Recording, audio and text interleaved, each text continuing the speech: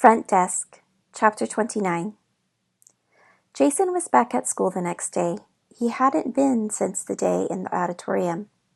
Mrs. Douglas still said it was because he was sick. I felt bad and was kind of worried about him, but now seeing him in his seat, glaring at me and snickering with some of the other kids, I saw that he was perfectly all right. He just had a bad case of the I hate Mias. Slowly, I walked over to my desk and took a seat beside him. He and his friends stopped talking, but I could feel their eyeballs on me.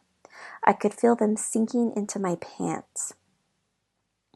I had on a pair of these thin floral pants my mom got from Goodwill. I'll admit it, they looked a lot like pajama pants, but they were $6.99 for a bundle of 6, and you couldn't beat that. "What a deal," my mom had squealed in the store when she spotted them. "Your mom has the best shopping eyes." She had seemed so proud and so happy I let her buy them for me, and they were pretty comfortable. But now, as my eyes slid over to the other kids, all of them in jeans, I wondered if it was a horrible mistake. I used to have jeans too. In fact, I boarded the plane in a brand new pair of jeans that my aunt bought for me in Beijing. But they were too small on me now, and a new pair of jeans cost $9.99, much too expensive considering how quickly I was growing. Since coming to the motel, I had grown a full inch. In fact, a fact not lost on Mr. Yao, who motioned with his greasy fingertips every time he came over. "See that growth? I paid for that growth." "Hey, Mia," Jason said loudly. I looked over at him. He glanced at the other kids, who were all covering their mouths with their hands, like they were trying to hold in their terrific inside joke. "How come you always wear those pants?" Jason asked. The other kids exploded with laughter. I shifted my body away from them.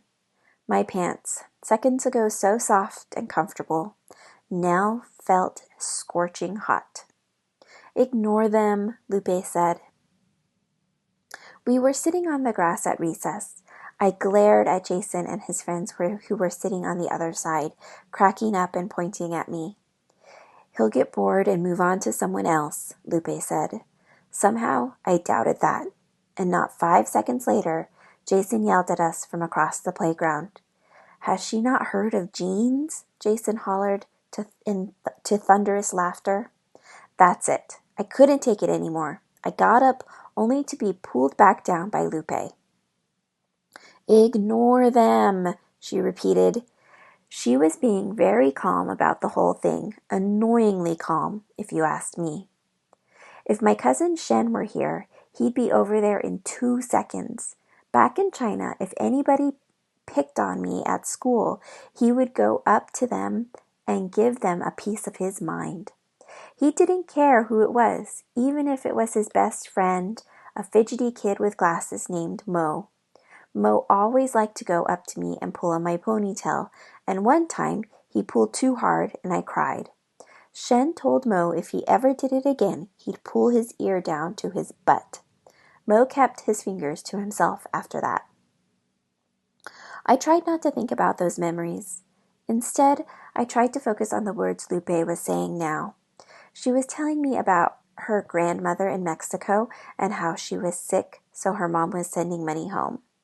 That's why money was tight for their family. I nodded as I listened, trying hard not to look down, because despite everything she was saying, Lupe was still wearing jeans. Chapter 30. Mr. Yao was at the motel when I got home. Hank had stopped paying his rent, but he wasn't moving out.